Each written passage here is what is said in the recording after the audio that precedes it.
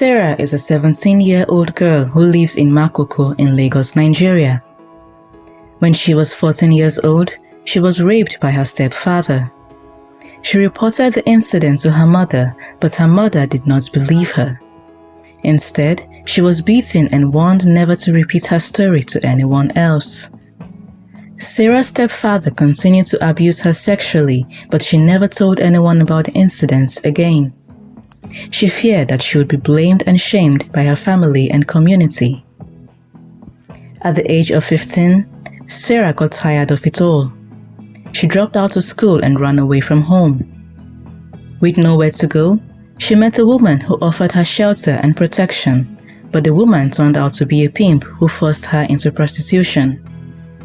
Since then, Sara has been suffering from intimate partner violence and sexual and reproductive health problems.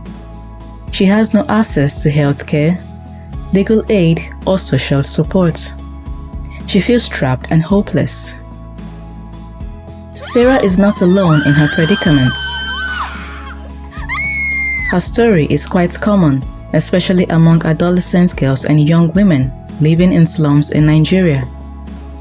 Many of these girls and young women face multiple forms of gender-based violence, such as rape, domestic violence, sexual harassment, and trafficking.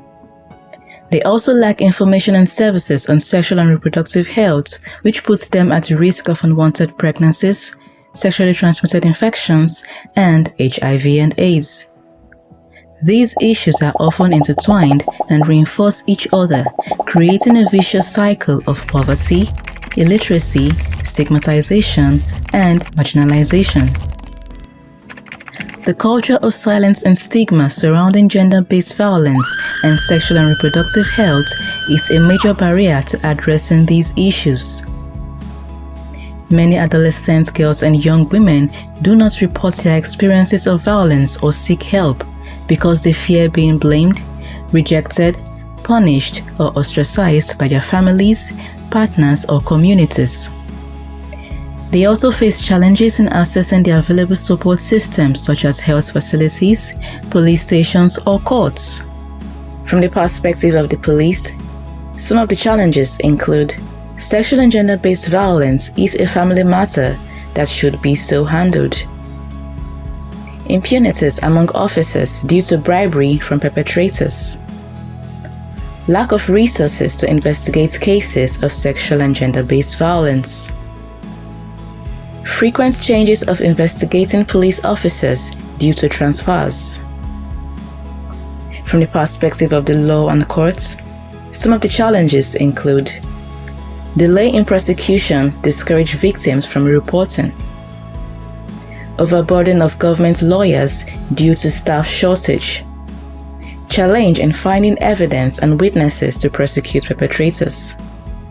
From the perspective of health sector and health providers, the challenges include lack of trained providers to handle survivors, lack of professionals that can handle survivors in primary health centers, the problem of referral, as victims don't want to go long distance for services, lack of special clinic for adolescent girls and young women who are victims.